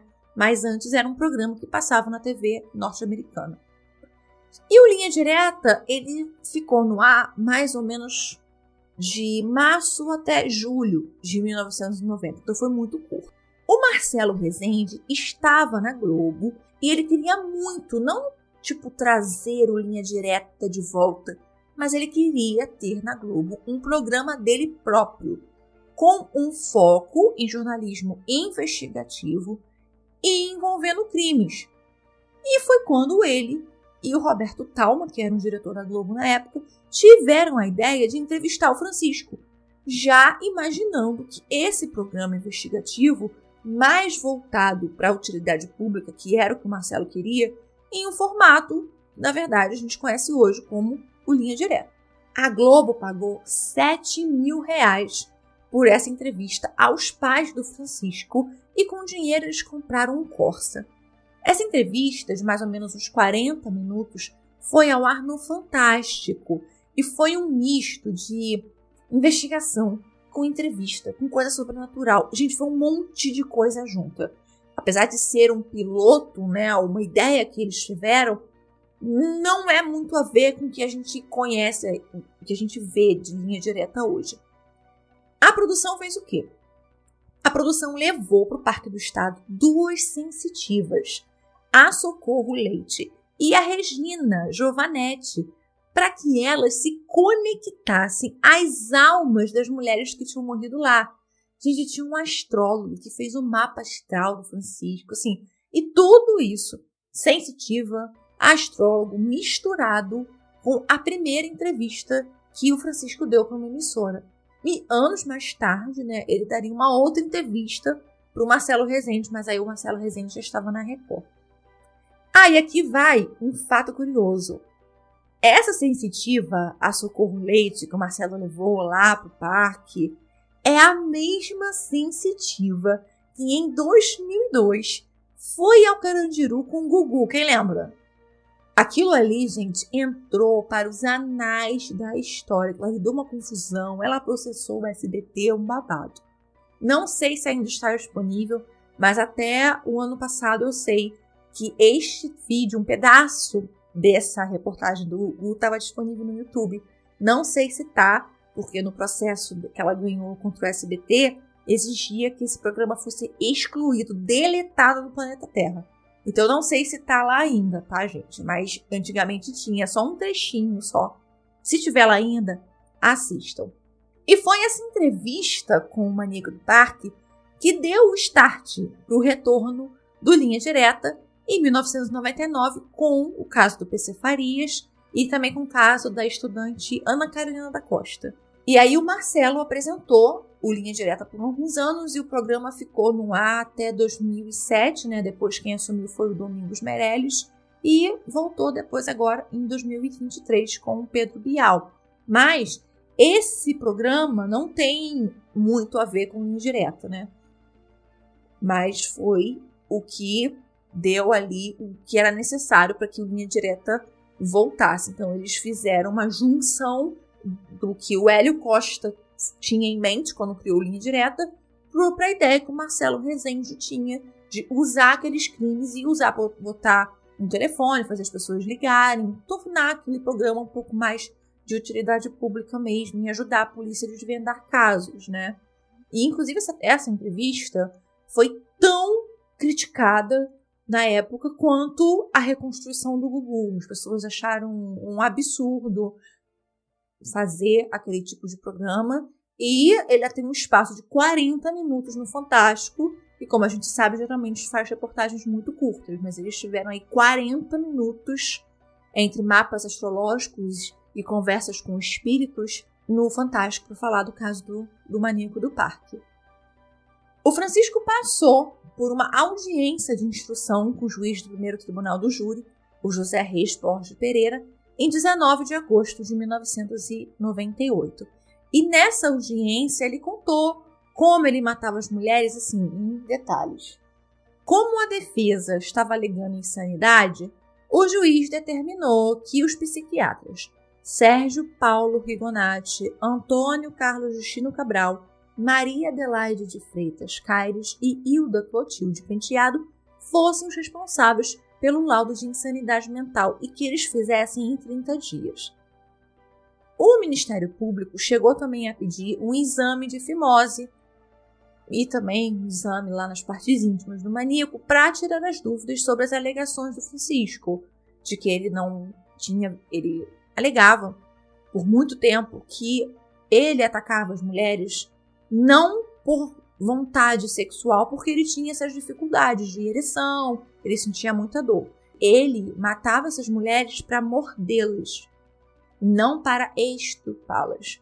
Então, como ele dizia que tinha essa dificuldade, né, no pênis, e tinha fimose e tudo mais, então o Ministério Público pediu um exame para verificar se realmente aquilo era verdade.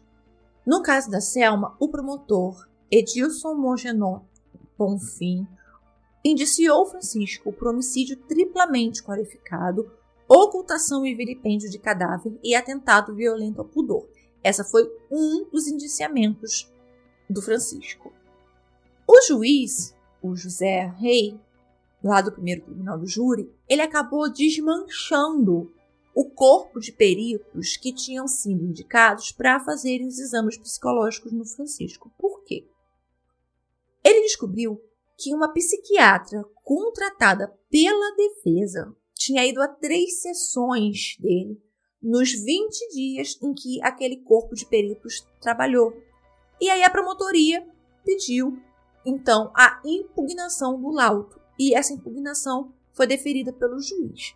Então, novos peritos foram convocados para realizar esses exames. E o resultado do laudo foi dado pelo psiquiatra Paulo Argarati Vasques. E esse laudo dizia que o Francisco era semi-imputável. Então, ele não tinha uma doença mental. E aí caberia ao juiz, ao júri, né, no caso, decidir se ele era capaz ou não, né?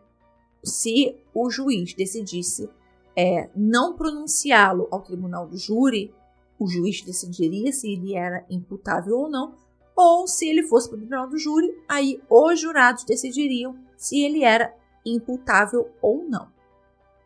Então, o que o laudo do psiquiatra, o Paulo Vasques, dizia é que o Francisco era frio, era antissocial, era incapaz de ter relações profundas e era egocêntrico. Então ele não era um doente mental, mas ele possuía um transtorno mental, que era o transtorno antissocial. E inclusive no julgamento depois, o Paulo, esse psiquiatra, né, o Paulo Vasques, fala que ele inclusive considera que essa semi-imputabilidade não deveria nem existir no Código Penal, que deveria ser ou imputável ou inimputável, porque para ele, o Francisco, não teria condições jamais na vida dele de voltar a viver em sociedade. Tem uma reportagem de setembro de 98 do estado de São Paulo que confirmou que a vítima que tinha sido exumada lá no cemitério de Perus era realmente o da Michele. Vocês lembram da Pitucha? Recordam da Pitucha? Aquela menina de 15 anos que, inclusive, na entrevista com o Fantástico e também na confissão, Francisco dizia ter sido a sua primeira vítima fatal? Então, não era. O que, na verdade, aconteceu é que ele a estrangulou com um pedaço de corda do varal e a jogou em um buraco. Só que ela não estava morta, ela estava desmaiada. Ela ficou lá jogada até recobrar a consciência e conseguir correr, semi-nua e sem saber para onde fugir, porque ela não sabia onde ela estava. Só que correndo, ela encontrou uma viatura policial. Então ela foi socorrida e foi levada para um hospital. Só que o medo que ela estava acabou fazendo ela fugir. Ela fugiu. Ela fugiu do hospital, fugiu de São Paulo e ela só reapareceu quando o Francisco já estava preso. Além do nome dela não ter nada a ver com o apelido de Pitucha, O apelido mesmo dela nem era esse, o Francisco que chamou ela de Pitucha, mas ela nunca tinha nem tido esse apelido.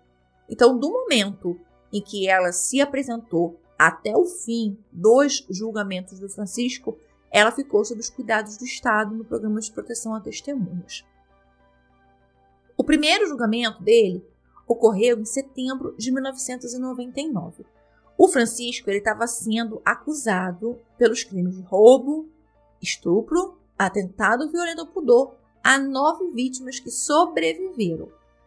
Nessas acusações, ele foi condenado a 107 anos em regime fechado de reclusão. O segundo julgamento foi marcado para agosto de 2001 e era sobre o homicídio da Rosa. Ele foi condenado a 12 anos em um júri composto por 5 homens e 2 mulheres. O próximo julgamento dele foi em fevereiro de 2002, pelo assassinato da Isadora, e aí ele foi condenado a 24 anos e 6 meses. O último julgamento dele aconteceu em julho de 2002 e foi a condenação mais alta. Ele estava sendo julgado pelos assassinatos da Selma, da Patrícia, da Raquel e das outras 2 vítimas não identificadas. As acusações eram de homicídio triplamente qualificado, ocultação de cadáver, estupro e atentado violento ao pudor. O júri, que era, nesse caso, formado por 4 mulheres e 3 homens, foram unânimes em, além de não considerarem inimputável, também o condenaram a 121 anos, 8 meses e 20 dias. Então, em todos os julgamentos, foi completamente refutado a tese da inimputabilidade. Contudo, a história do maníaco do parque ainda não tinha acabado. Ele estava preso lá na casa de custódia de Taubaté quando, em dezembro de 2000, estourou uma rebelião coordenada pelo PCC. E a gente sabe o que geralmente acontece em rebeliões. Presos são assassinados e cabeças rolam. Os detentos estavam sedentos atrás do maníaco para matá-lo.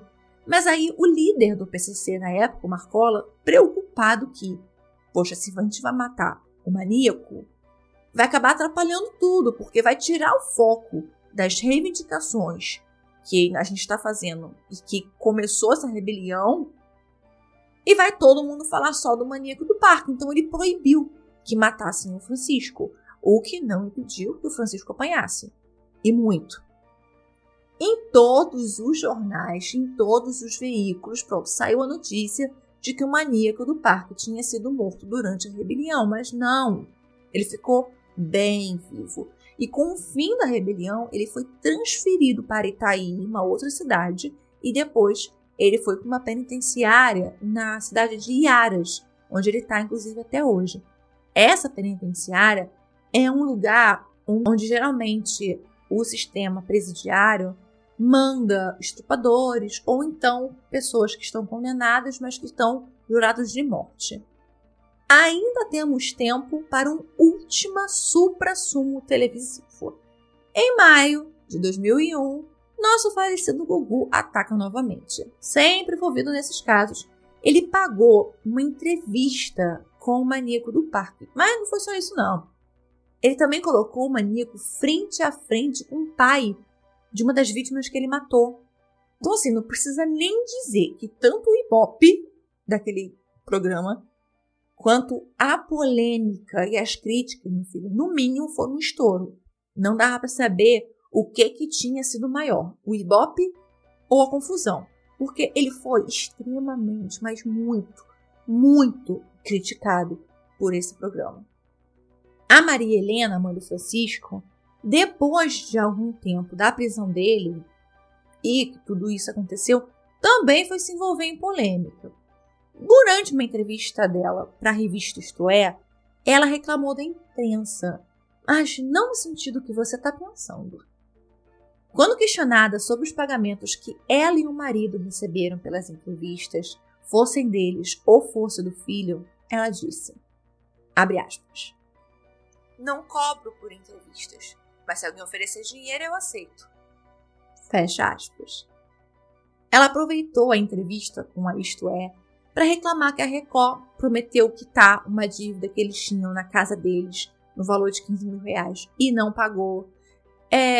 O dinheiro, né, como vocês sabem, do Fantástico, eles compraram um carro, né, o Corsa, contei para vocês. E ela também se mostrou extremamente insatisfeita com o diretor de uma rede de farmácias que, ao vivo lá no programa, na época que o Leão Lobo tinha, o Leão Livre, prometeu fornecer remédio pro senhor Nelson, né, o marido dela, pai, né, do maníaco do parque. Acho que ele estava doente. Só que o homem sumiu, não deu remédio nenhum. Isso, gente, isso bastou para as famílias das vítimas se revoltarem. Porque ficou parecendo que eles estavam ganhando dinheiro em cima da morte das filhas deles e cobrando por isso. Dinheiro esse que eles achavam que, já que tinha sido pago, era devido às famílias, que eram também tão vítimas do Francisco quanto as filhas que foram assassinadas, não os pais deles. Os pais dele não eram as vítimas, eles eram as vítimas, porque as filhas deles tinham sido assassinadas. Então para eles, esse dinheiro que as emissoras estavam pagando para os pais do Francisco darem entrevistas deveria ser revertido para as famílias em forma de indenização. Então foi uma discussão muito intensa no período, nessa época, e abre uma discussão até muito interessante sobre como a imprensa lidava com essa guerra de audiência, pagando o criminoso para dar entrevista. Lá em Aras, não tinha nenhum outro, inclusive, em relação a recebimento de cartas. Assim, o Francisco, o motoboy, ele era campeão, era líder de recebimento de cartas. Algumas delas eram mais ou menos como essa que eu vou ler para vocês agora. Abre aspas. Por enquanto, nossos beijos são assim, mas quero te beijar de verdade. Acho que tens saudade. Eu te amo, te desejo, te quero de corpo e alma. E me perdoe por tudo que eu tô sofrendo. Sabe, Francis, eu não me conformo, choro. E eu preciso ser forte. Fecha aspas. Jussara Gomes, uma senhora catarinense de 60 anos, era uma dessas mulheres que especialistas dizem sofrer de hibristofilia.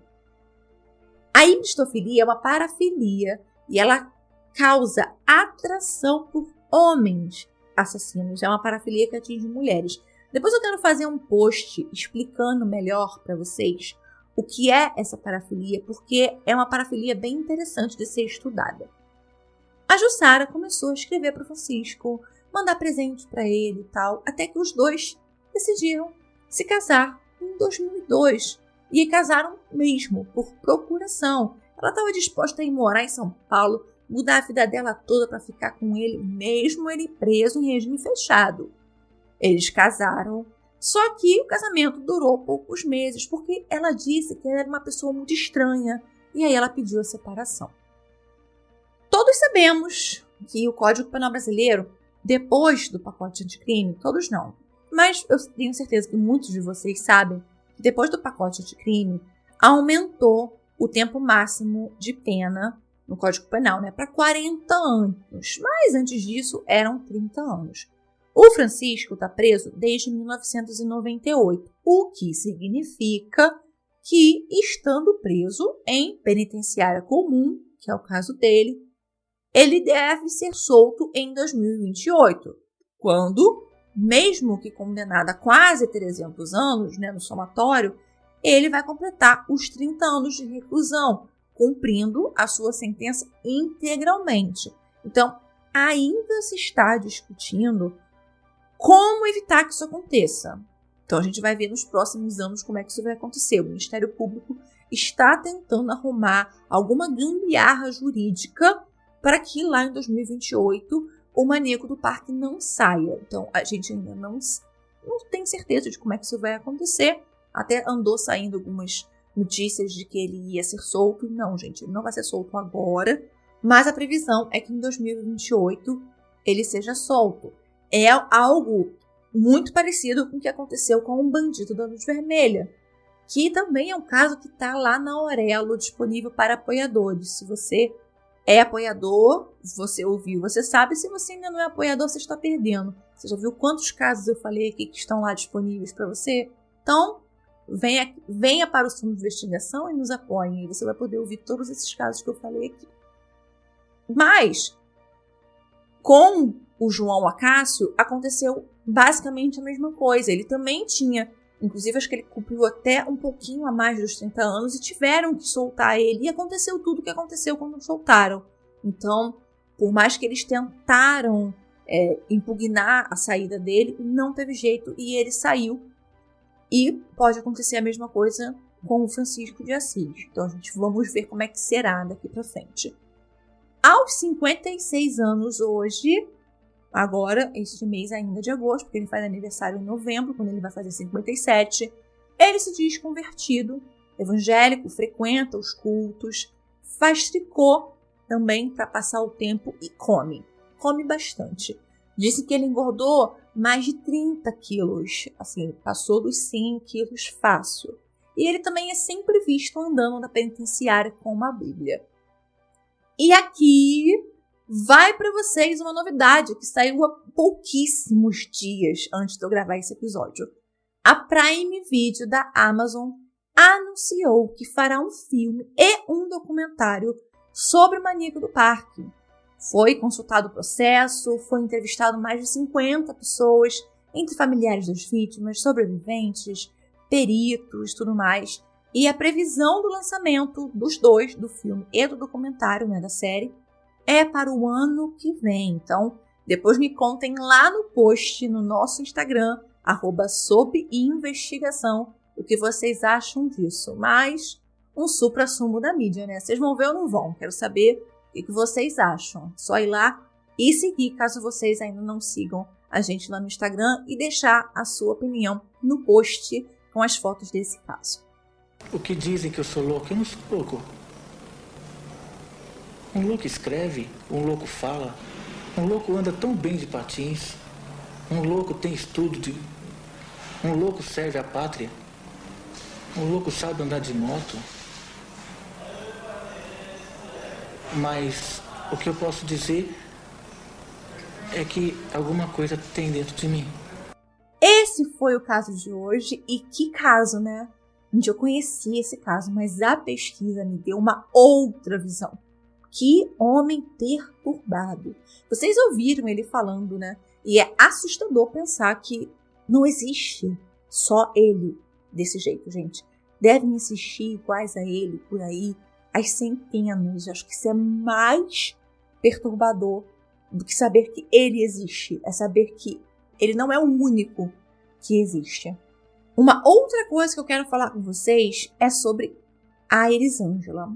Apesar da confirmação de que a Elisângela é uma das vítimas do maníaco do parque, que é um dos corpos que foram identificados, gente, eu não encontrei em lugar nenhum o nome dela na lista de julgamentos do maníaco do parque. Eu não sei o que aconteceu, não encontrei nada explicando como ficou o caso dela. Então, gente, eu peço que, se alguém que está aqui me ouvindo tem essa informação, me manda um e-mail. O e-mail está aqui na descrição, ou então me manda uma mensagem no Instagram, porque eu realmente fiquei com essa dúvida, gente. Vocês não têm noção o tanto que eu procurei. Mas como eu não tenho acesso ao processo em si, não consegui de jeito nenhum, eu não tenho como saber como ficou, não só o dela, como o do caso da Michelle também. Essa pesquisa para esse caso, ela foi feita basicamente e primordialmente em acervos de jornais da época. Acervo da Globo, do Jornal do Dia, Jornal do Brasil, Folha de São Paulo, Estadão. Eu fui nesses acervos e fiz a minha cronologia, e essa pesquisa é baseada primordialmente nessas fontes, que são fontes primárias, que são da época. E mesmo assim, eu fui até o ano de 2004 e não achei informação nem sobre a Michelle, nem sobre a Elisângela, ou se a polícia está trabalhando ou parou de trabalhar na identificação dos outros corpos que foram vítimas também do maníaco do parque. Os corpos que foram encontrados. Como eu disse para vocês, foram 8 corpos encontrados naquele período de julho de 98. E daqueles 8 corpos, tem vítimas não identificadas, umas 3 vítimas, se eu não me engano. Também o cartão da C&A. Caso alguém ainda lembre que eu comentei, mas lá no início, no meio do episódio, que foi achado um cartão da C&A. Não achei mais nada sobre isso. Então, não sei se a polícia tentou descobrir se era de um dos corpos não identificados. Não sei se a pessoa, na verdade, tinha perdido e apareceu lá. Eu sei que o maníaco do parque negou que essa mulher, aquela mulher, né, ela tinha sido uma vítima dele. Eu queria comentar com vocês também, bem rapidamente, sobre o termo maníaco. No Brasil, acabou se tornando muito comum chamar assassinos em série de maníaco. Eu já tinha até que ter comentado isso com vocês antes, mas vou comentar agora antes tarde do que nunca. Porque, na verdade, esse termo maníaco não é exatamente o melhor para se referir a esse tipo de criminoso. Porque o maníaco é alguém que tem alterações de humor muito diferentes em um estado curto ou prolongado de tempo. Então, geralmente são pessoas que têm transtorno bipolar, transtorno maníaco depressivo. Eles têm esses episódios. Quando eles estão na fase maníaca, eles ficam eufóricos, hiperativos, autoconfiantes. Mas quando passa, porque a fase maníaca, por mais que dure meses, uma hora ela passa. E quando ela passa, eles entram em depressão.